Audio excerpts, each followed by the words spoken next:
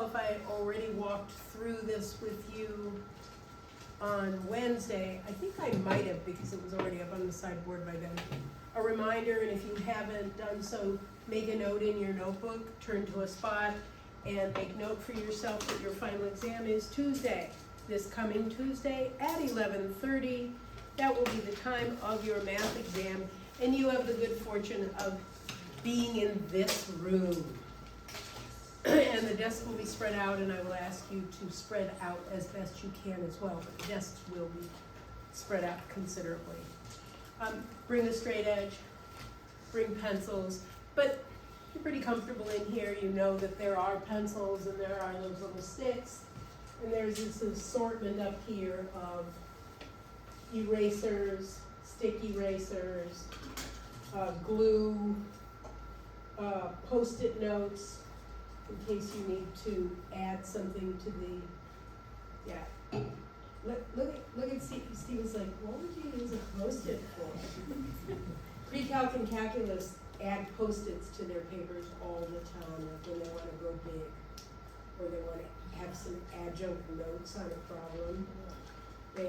On an exam, or they've gotten into a deep trench, and rather than erasing the whole thing, there's just a little part they're going to redo, and then they just put a Post-it right on their paper, and then they keep going. I do that a lot in those classes.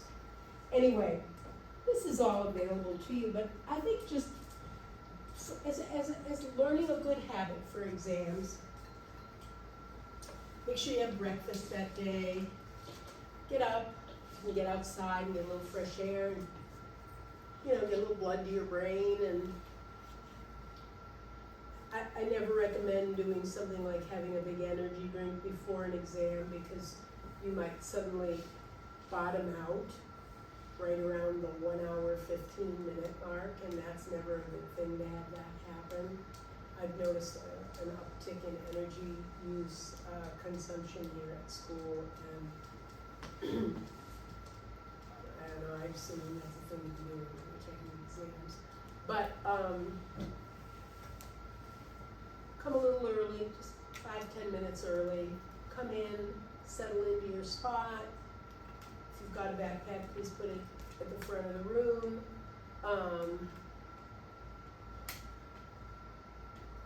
I will come in and out, I'll be doing all of the freshman math classes that I teach.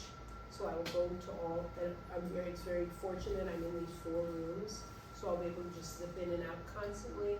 So if you get jammed up on a problem, you might consider just making a little note next to it and moving on to something else, so that when I come into the room, you'll call me over and I'll answer some questions if you have them. If you're like you start getting a little freaked out, or you get nervous all of a sudden, and you decide that you've forgotten everything.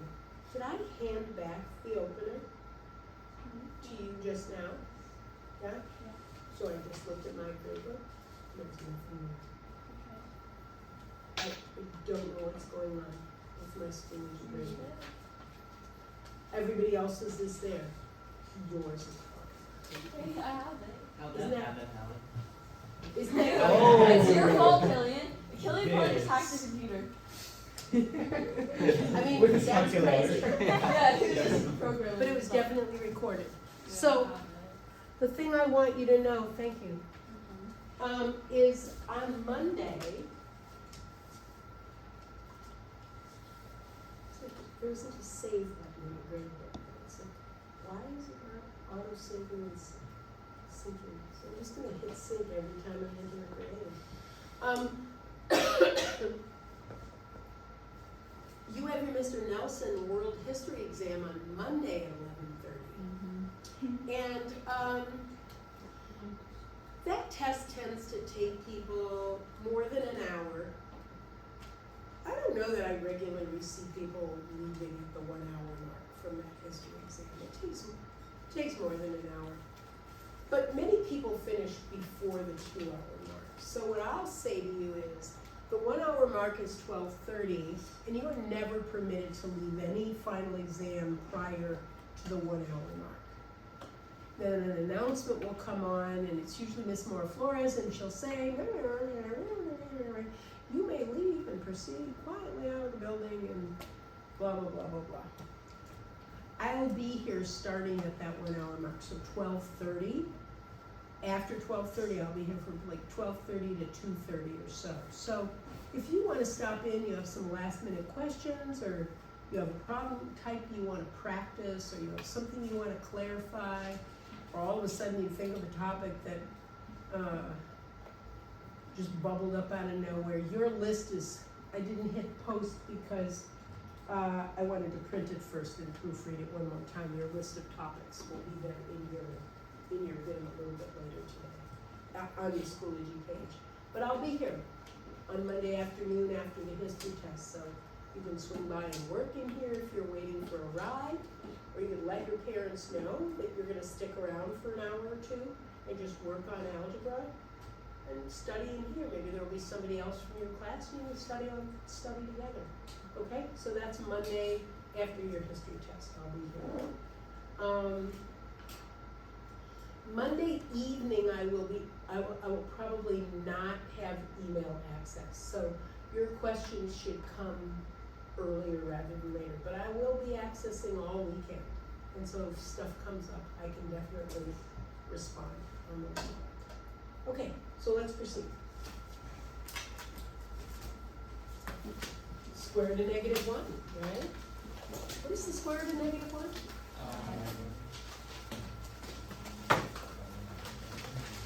It's just I, it's that imaginary unit.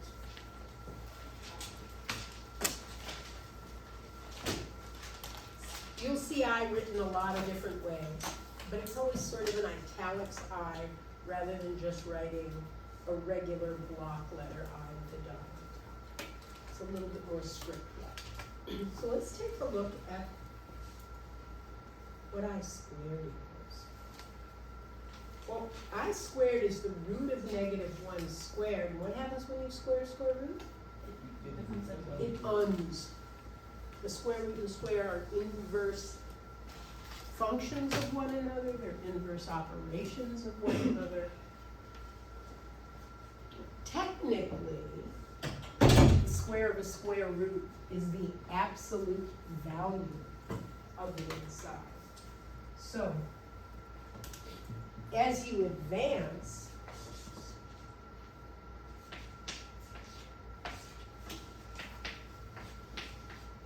this is really the place we go. That plays out perfectly for us with our numbers.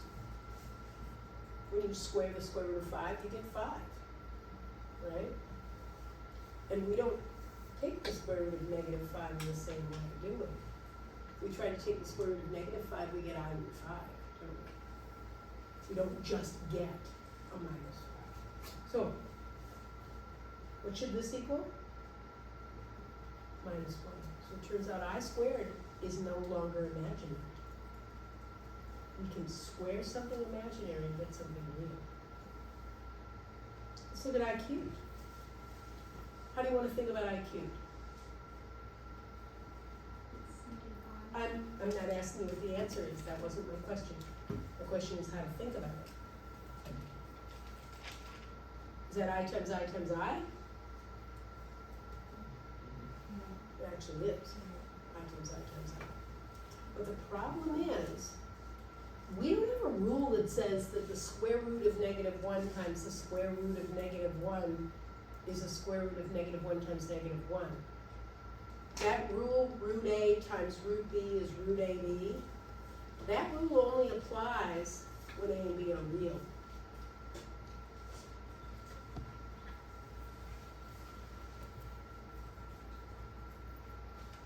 What do we need? Same index. And A and B have to be real.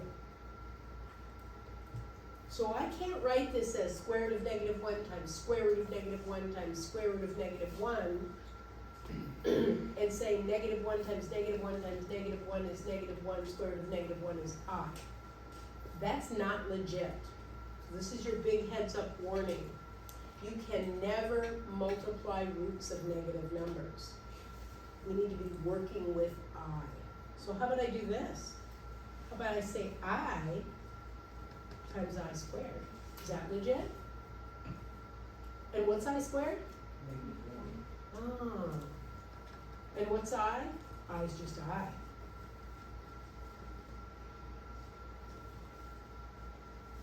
So it turns out that I cubed is minus I. Let's go out of the fourth. I times I times I times I times I. Did I do one too many?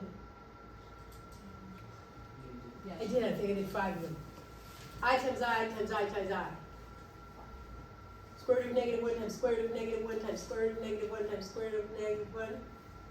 Negative 1 times negative 1 times negative 1 times negative 1. 1. Square root of 1 is 1. Oh, that was nice. Well, maybe that's going to work. But is I to the fourth I squared squared? Or is it I times I cubed?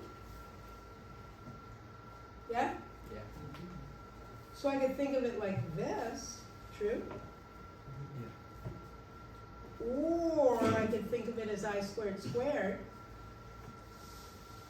And what's I cubed? Oh. I times negative I is negative I squared. And what's I squared? So I to the fourth is what? 1. Negative times the negative 1 is positive 1. So that negative, negative, negative, negative worked. That way that one worked out even though I broke the rules. Well, lucky me, but I wasn't supposed to be doing it because the rule says they have to be real. But what about I squared? What's I squared? Minus 1. And what's minus 1 squared? 1. So I'm pretty convinced now that the pattern says I is just I squared is minus 1, I cubed is minus I, and I to the fourth is back to 1 again. Now let's do I to the fifth. How do you feel about me writing that as I times I to the fourth? Do you like that? And what's I to the fourth? 1. Or 1. 1. And what's 1 times I?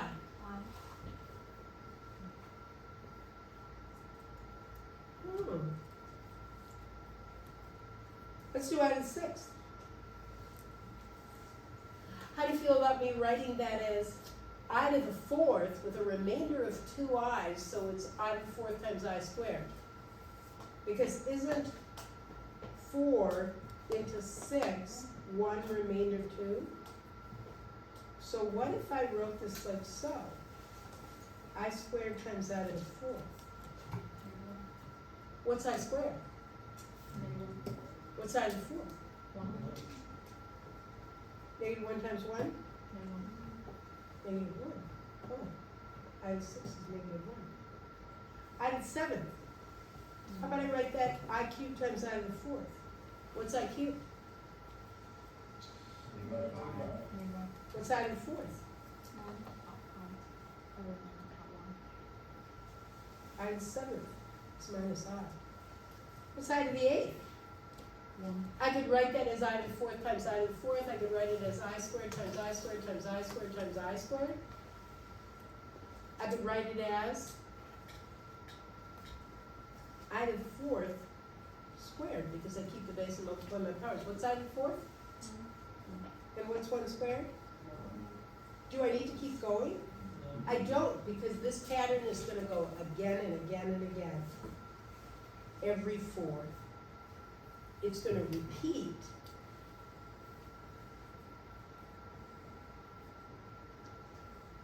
every 4 hours of the night. Cute! Why is that so cute? Because I could say, what is I to the 381st? So should I multiply them all out?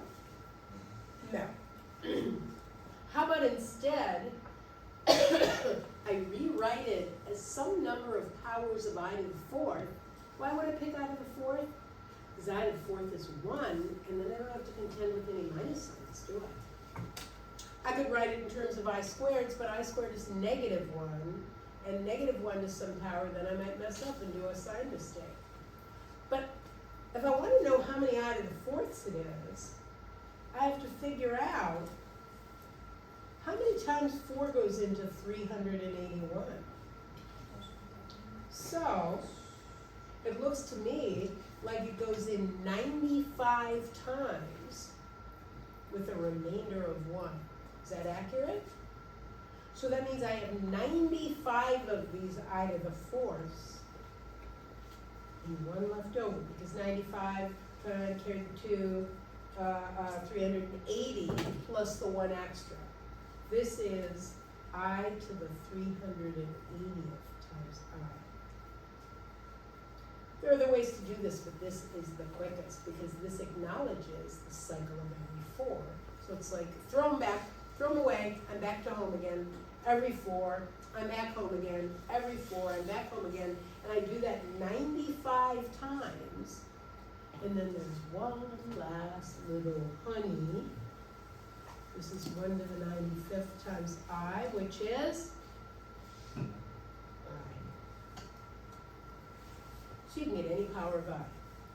So this lets you find powers of I. Yes?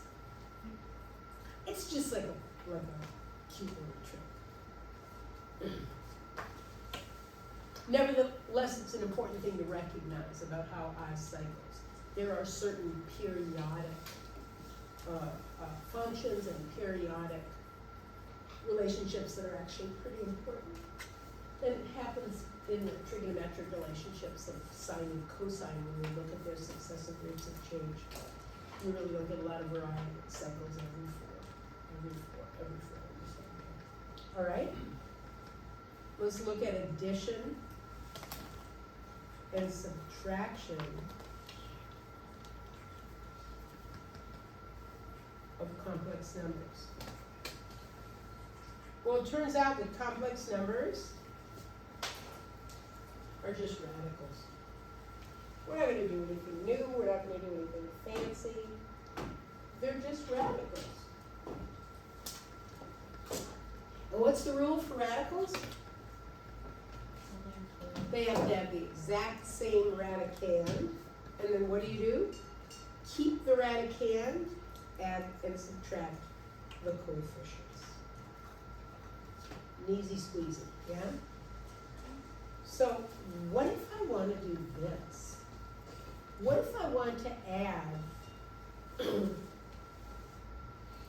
5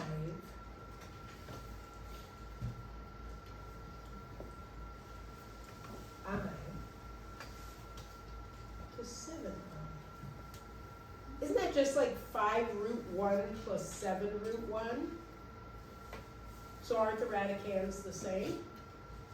So shouldn't I just get 12 root 1s? But what are root 1s? I. I'm sorry. 5 root negative 1. 5 root negative 1 plus 7 root negative 1, and the radicands are the same, so I get 12 root negative 1. Well, that's awkward. Just 12 off. Because we don't want to leave the root of negative 1 in anything.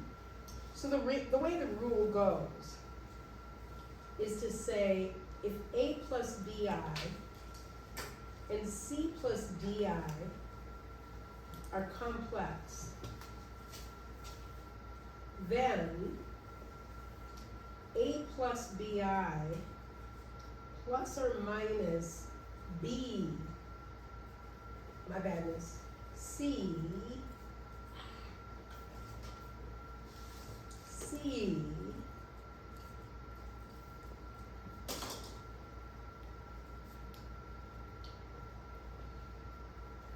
plus DI. What am I going to do? I'm going to add the real parts or subtract the real parts.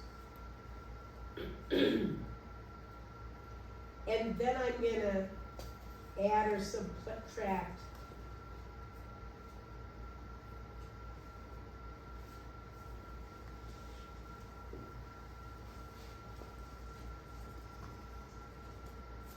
the coefficients of the imaginary part.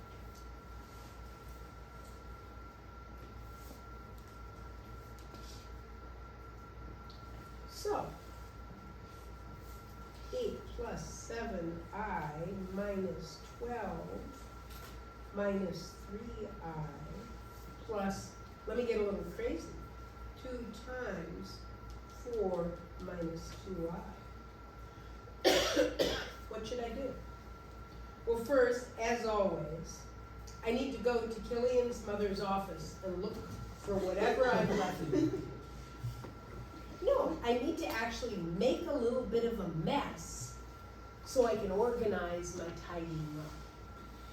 It's frequently how, when you do big cleaning out of a closet, you kind of take everything out and you make piles of things that are the same kinds of things, and you fold all your t-shirts, and then you fold all your sweatshirts, and you fold all your shorts. At my house, it used to be this one pull-out cabinet drawer, and my son was always in charge of the containers and their lids. Right? It was always insane, and then the thing would start to get stuck because something would be jamming it or something had fallen behind. And it's very hard because now he lives in Utah, so there are times when I have to message him and say, come over and clean out the container drawer because it's gotten bad. He doesn't do it.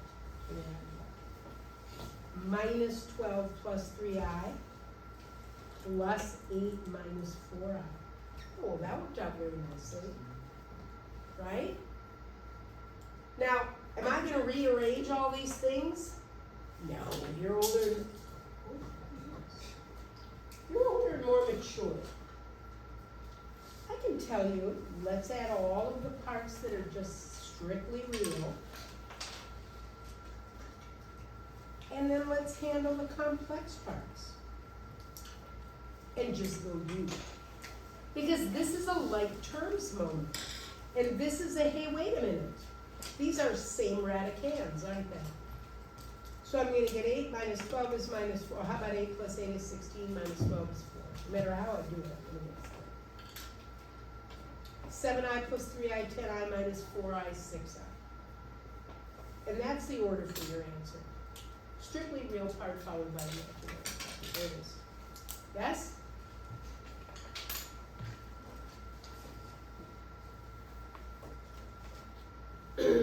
What about multiplication? Let's try this. Square root of minus 4 times square root of negative 9. Square root of 36 is 6?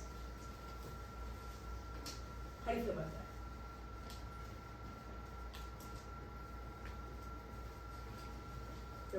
They're both square roots. Can I do that? Can I just put them all underneath one and multiply it? Negative 4 times negative 9 is 36. Square root of 36 is 6. Oh, Declan, don't be negative. Don't be negativo, Stevo. That's the elephant. David, are you gonna be negative and tell me I can't do it? No, because Are you gonna just be polite and still tell me I it's 10 can't? negatives. Well, What? since it's 10 negative square roots, can you not multiply them together? I can't because the rule says it's gotta be real for that multiplication. So, but wait a minute. Root of negative 4 is what? Oh, it's just 2i. And root of minus 9? 3i. And 2i times 3i is 6i squared, and I squared is?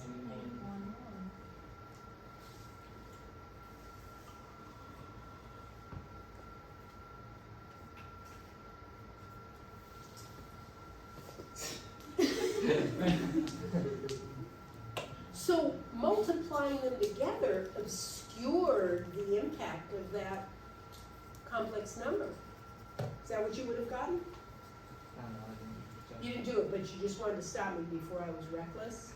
Thank you. I appreciate that. I'm really not reckless anymore in my life. All right. I can handle it. How about minus 8i. Distributed law? Feeling great? Feeling good about it. 3i times 5, Sada?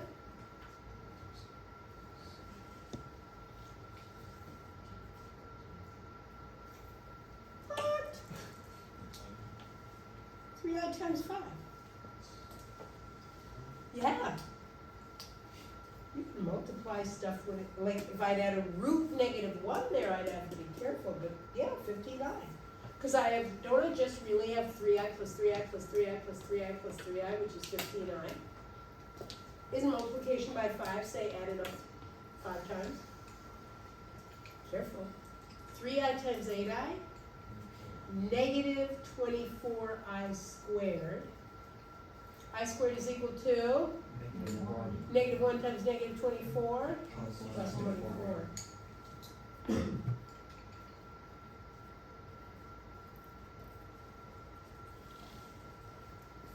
Ew, I don't like that. I don't like that. That doesn't feel right. Yeah. It's in like gang signs or something. Or you're directing like those people with the thing and you're going into the movie. Like a plane. The plane is lit coming in, yep. No, this is about A plus BI form.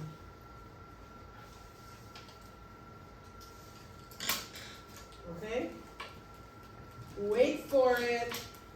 No, you do. 2 minus 3i times 5 plus 7i. Binomial. You got this, I bet those swim people have already left. I wonder if Caleb Singleton swimming. Yes. I have sent him 2 emails with a request he has not responded to.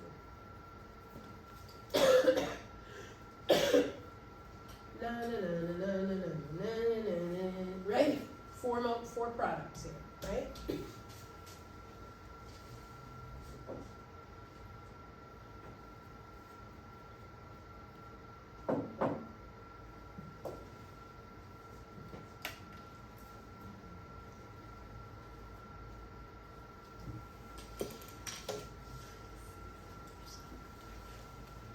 I do not require that you replace I squared with -1. What I really want you to learn is that I squared is -1, and anytime an I squared is being multiplied by anything, the action it has is to change the sign on the answer. It's that clean. I squared has the power to change the sign on the answer. 10 plus 14i minus 15i is looking like 10 minus I plus 24 is 34. Oh, I don't know. I couldn't tell you. I don't know where it came from. Killian? Killian is in your mom's office. Killian. Killian, I'm gonna go to your mom's office. You're gonna be responsible for everything going forward. Yeah, I must have missed It was before class. With the test? Killian put that 4 in there before class. Yeah, you did. You got in here early. Killian. He coached my head. Sorry. Did you? There you go. 31. Are we in agreement? 31 minus I. Is that what you got? Yeah. You just said the C word. What? We'll none of that. Bad language here. Okay. What do you think's gonna happen when you do this? Killian's gonna Stop sabotage. Killian's gonna sabotage. dodge. How are you gonna handle that? Oh. Oh. It's not bad. Square multiply double square? Yeah. Square. Multiply. Double. Square. Okay. Eli's back. There's humming. I forgot about that. Yep, it was so quiet while you were gone. There was no It was so music. nice. Well, there was no music in our arts except a lot of pressure on David. We want him to sing. Yeah. I bring my ukulele, will you sing? Killian's just gonna do something that's Yeah, Killian's gonna mess up the song. Oh my gosh, this is gonna gotten ugly. I think there needs to be a truce. No. So, Okay. No. if Oh, you, it is. All bad. careful, if you need to write these side by side, then you have work to do. Because I want you to be able to square a binomial straight away with square multiply double square. If you cannot do that yet, it means you didn't do the work back when you were told to do the work. But I also don't want you to get it wrong. So if you have to write them side by side, do, but don't be dropping that square on that and thinking that this is 49 plus 25i squared, or, no. Square, multiply and double. Did you forget to double? Killian. No, we're What not did I do? doing it anymore. Oh, Now we okay. have to say Bruce, Oh, okay. 70i, That's out. 25i squared, did you put a 15, what? I put 14, so 49. No, wait a minute, it happens. We've got that doubling notion in there. Yeah. Doubling when you're supposed to square is not an atypical error, it's very, very typical. What's gonna happen to this 25i squared? It's going to become negative 49 minus 25 is 24 plus 70i. Nice? 5 minus 2i, 5 plus 2i. These are called complex conjugates. And they are so fabulous because they have the power to make all things imaginary go away. Which means there's no root negative 1 hidden in there. What'd you get, Eli?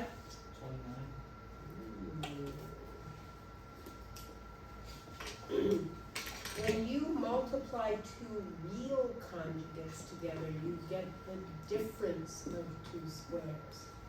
But when you multiply two complex conjugates together, you get the sum of two squares. And that is actually, remember, that was the initiating event that made it necessary to make up this whole complex number system, because there was a sum of squares situation that couldn't be solved. And it was like, yeah, the math doesn't work, it doesn't exist, but here are the optics, here's the physics, and the physical reality that says, but it works. So go get me some math that tells the story. 5 times 5? 25. Plus 10i minus 10i, gone baby gone, right? Every single time. But then here is where we pick up that I squared is, so minus 4i squared is minus 4 times negative 1. I was just about to write 5. And the thing about that is It's just a sideways form. Yeah. it is kind of a sideways Killian. form. But that kind of thing, you guys have had weird little anomalies. Don't look at me! Oh, but I have to, because didn't you do a Okay, weird? so I did 7 minus 2 and I wrote 6. Yeah. No. And it's like 6 adjacent, like isn't that 5 adjacent? I said 4 times 2 is 12 once. There you go. Was it Killian? It was Killian's Yeah, fault. no, It but- was We're not squares. wearing Killian anymore, that's over. So, this is My head. positive 4. So here is our sum of squares. And it will always happen that way, which means you could go there directly every single time. So 12 plus 3i, 12 minus 3i, 12 squared, 144. plus 9. 153. Cute? It also means we can factor the sum of two squares now. But first, let's talk division.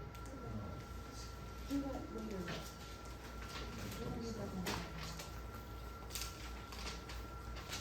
It's not the final. Oh, totally. Is factoring on final? Like, Yeah. no, like factoring complex numbers. Yeah. If we cover it today, expect it to be on the final. No, I know. I could ask you to factor the sum of two squares because we know how that got created.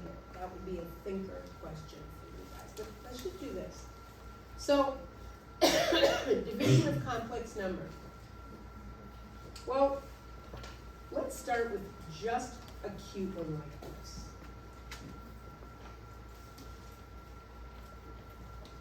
What's in the denominator? There's a radical in the denominator here, isn't there? It's the same as saying 5 over 3 square roots of negative 1, right?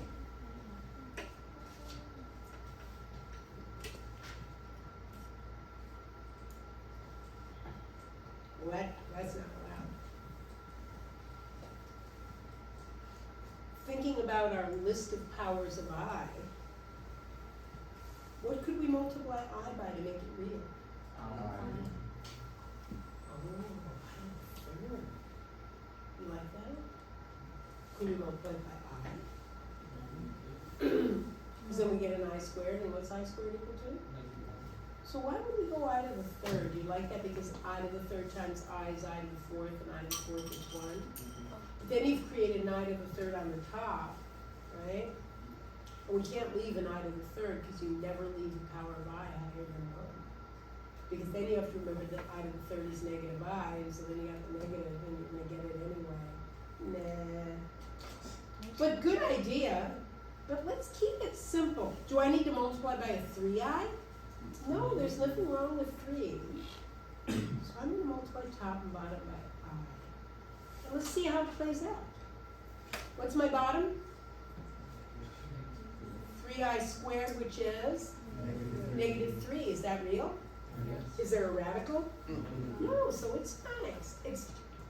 But I don't like that there's a minus sign in the denominator. We never leave a minus sign in the denominator. It's just awkward. But that's okay. What's the top? 5. Okay, I can handle it. Wait, whoa, what did you say? 5i. Did you say 5i? You did? Yes.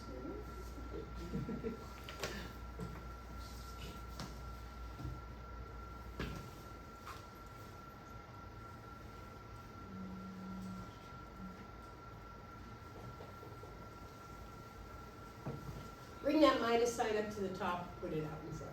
Don't leave it in the denominator. By the way, this is the same as minus 5/3 I. Do you know that? But 5i over 3 or minus 5 over 3 is a very nice form for your answer. Okay?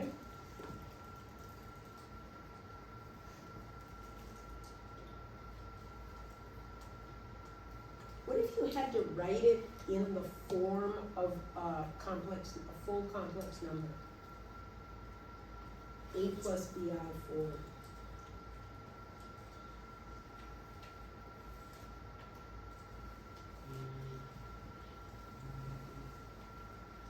Zero minus.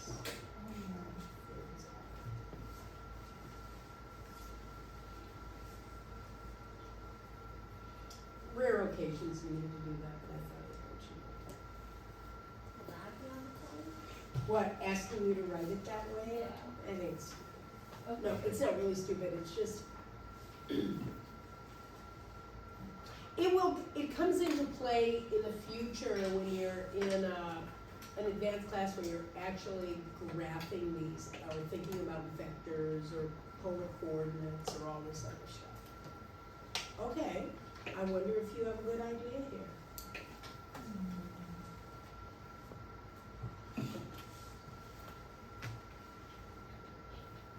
Do you like that?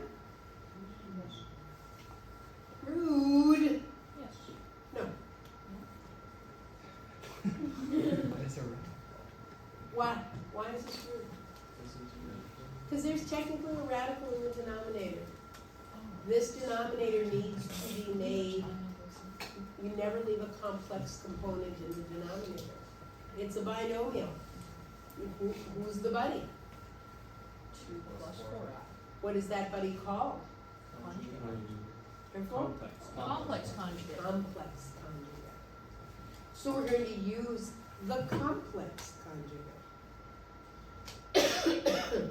Top and bottom. What happens when you multiply by a complex conjugate? Every Sum of squares. single time you get the sum of two squares. Do we love the sum of two squares?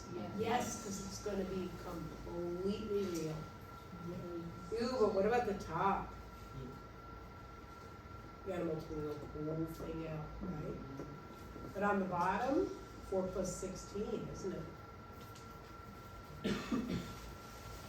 Does anybody need to ask about that and you're just not wanting to because it seems like absolutely everybody else knows and you don't want to say that you don't know why it's 4 plus 16?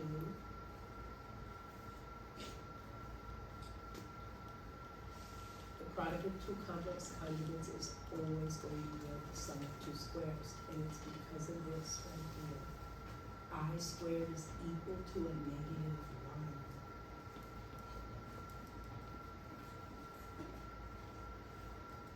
1. And that's why you get that sum instead of difference, because normally you'd have a difference, because positive times negative is negative. On the top, we gotta multiply it all out. 5 times 2, 10. 5 times minus 4a, I'm sorry, positive 4i, positive 3i. Minus I times 2, minus 2i. Negative I times positive I, negative I squared.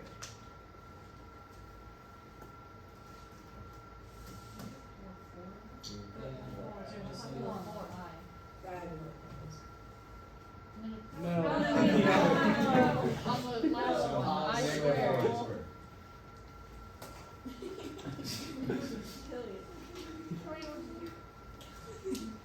Was that supposed to be 2? Yeah. Okay, I'm What gonna am I leave it alone. killing for? I need this to dry. Decide the So one more time, 10 plus 20i minus 2i minus 4i squared. Yes. You proceed while I wait for this to dry. Watch your signs though. Minus 4i squared becomes 4 plus 10. We'll do those first because the real part goes first. Then comes this little cute imaginary little munchkie, 20i minus 2i, positive 18i, all over.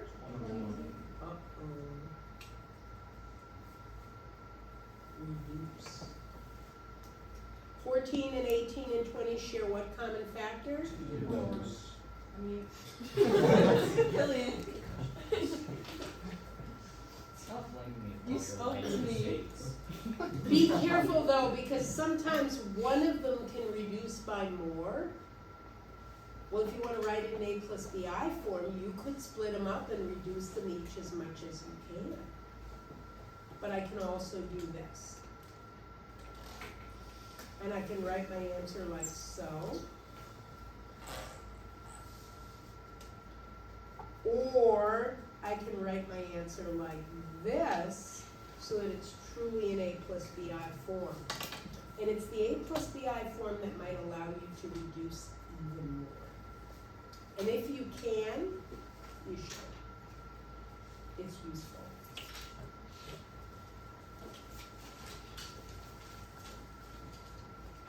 Do you like this? This is that nice kind of algebra that you just do a bunch of them, right? All right.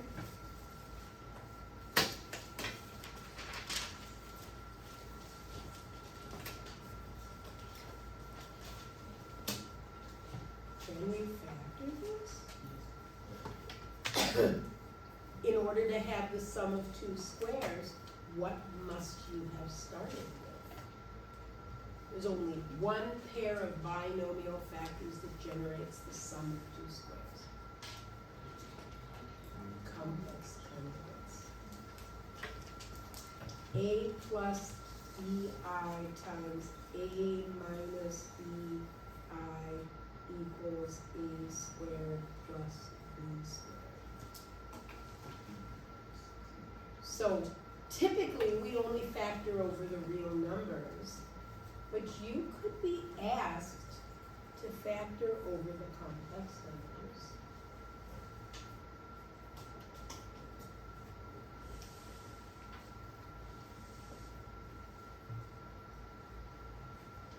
And that would create two complex conjugates. You see how it works? X times x squared. Negative 2ix plus 2ix minus 4i squared, positive 4. Well, I don't know that that's always that useful. It will be very useful once we are using something called the fundamental theorem of calculus. Nope, sorry, fundamental theorem of algebra. But let's just do something a little bit related to this.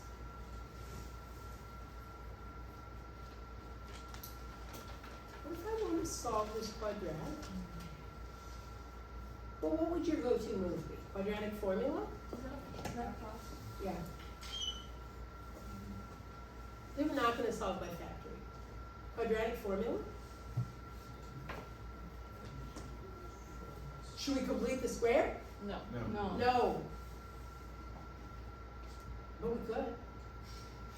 We could, totally. What's the middle term? 0x. Half of 0 is? Squared is? 0. Add 0 to both sides? 0. Ooh. Well, what would be our first move if we were completing the square? Oh. So you mean we could have this? Can we just take the square root of both sides? Yeah, cool. This is the square root property problem. Because, what's the square root of negative 4? 2 Plus minus 2. If we have an answer x equals 2i, and another answer x equals minus 2i, could you make that diver dive back out of the pool onto the diving board? Can you turn that back into a factor by subtracting 2i from both sides so it's equal to 0 like the ZPP tells you to? Doesn't that mean that this came from this?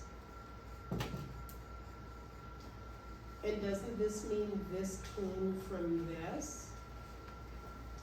And doesn't this mean that these came from this? And doesn't this mean that this came from this? And isn't that where we started? I can factor the sum of two squares into conjugate factors, set each factor equal to 0 and solve for x.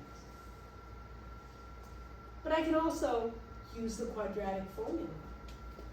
And I can use the square root property as well. But it's nice to kind of hold it in your awareness that the sum of two squares now can be factored in a way that it couldn't before, unless you'd already done it. Otherwise, your typical go-to is to have to use the square root property. But wait, what if you had this?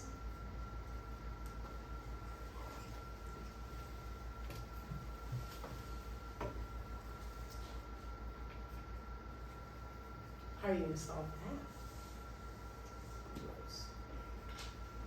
What's your move?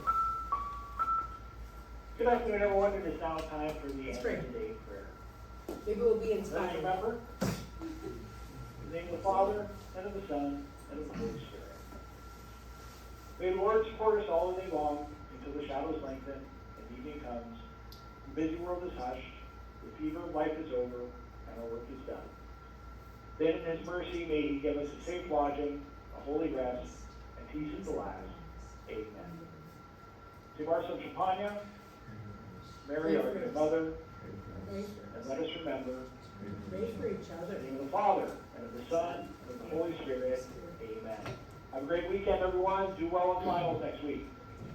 Hey, in this last 30 seconds, what are we gonna do? Take the square root of both sides. That's a square root property, right? Can we take the square root of negative 48? Now we can. Square root of negative 1 is I. So what should I break my negative 48 down into? 16, 3, and negative 1, right? So isn't this the same as negative 1 times 16 times 3? Negative 1 comes flying out as I. 16 comes flying out as 4. And they never look back. Oh, little buddy. And the way we're gonna write this is 4I root 3. And that's not obvious, the connection to the factors. Those are pretty nice now. You're older now and more mature. Welcome to the big house. You can now take the square root of a negative number.